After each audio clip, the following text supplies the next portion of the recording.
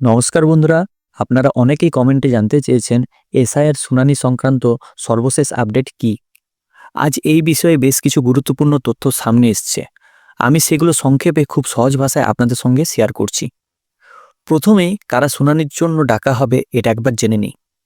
1 নম্বর, যেসব আবেদনকারী 2002 সালের কোনো ম্যাপিং দেখাতে পারেননি এবং কোনো ধরনের তথ্য বা ডকুমেন্ট জমা দিতে পারেননি, তাদেরই প্রথম ধাপে শুনানির জন্য ডাকা হবে।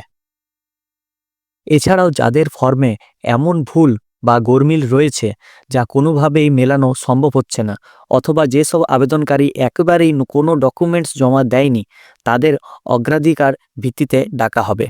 এই ছিল আজকের সবচেয়ে গুরুত্বপূর্ণ আপডেট। তো চলুন আমরা একবার পুরো ভিডিওটাতে আরও বিস্তারিতভাবে জেনে নিই। আগামীকাল শনিবার থেকে শুরু হচ্ছে এসআইআর এর শুনানি পর্ব। ইতিমধ্যে সন্দেহজনক কিংবা 2002 সালের তালিকায় নিজের নাম ও আত্মীয়র নাম না থাকায় ভোটারদের কাছ থেকে নথি সংগ্রহ করেছেন বিএলওরা। যেসব অ্যাপের মারফত আপলোড করা হয়েছে 5 দিনের মধ্যে সেসব নথি খতিয়ে রাখার কাজ শেষ করতে হবে বিএলওদেরকেই। আগামী মঙ্গলবার শেষ হচ্ছে সেই সময়সীমা, কিন্তু শুনানি অবশ্যই শুরু হয়ে যাচ্ছে। তার আগেই জানানো যাচ্ছে যে সমস্ত ভোটার বিএলও মারফত নথি জমা দেয়নি, শুনানি পর্বের প্রথম দিকে ডেকে পাঠানো হবে তাদেরকে, অর্থাৎ যাদের ক্ষেত্রে ডকুমেন্টস চাওয়া হয়েছিল কিন্তু ডকুমেন্টস জমা দিতে পারেননি। পাশাপাশি এটা বলা হচ্ছে এমনকি ইনফরমেশন ফর্ম যারা যথাযথ পূরণ করেননি তারা হিয়ারিংয়ের ডাক পাবেন প্রথম 2002 সালের তালিকায় নিজেদের বা কোনো আত্মীয়র নাম এমন ভোটারদের শুনানির সম্মুখীন হতে হবে। এছাড়াও নির্বাচন কমিশনের চোখে সন্দেহজনক হিসেবে চিহ্নিত ভোটারদেরও ডাকার সম্ভাবনা প্রবল, যদিও শেষ পর্যন্ত তাদের তলব করা হবে কিনা সেই ব্যাপারে দ্বন্দ্ব রয়েছে। তার কারণ হচ্ছে সন্দেহজনক ভোটারদের তালিকা আগেই পাঠানো হয়েছিল বিএলওদের কাছে এবং বলা হয়েছে সংশ্লিষ্ট ভোটারদের কাছ থেকে উপযুক্ত নথি নিয়ে নাম, পদবি, গোলমিলের মতো সমস্যা বিএলও স্তরে মিটিয়ে ফেলতে হবে।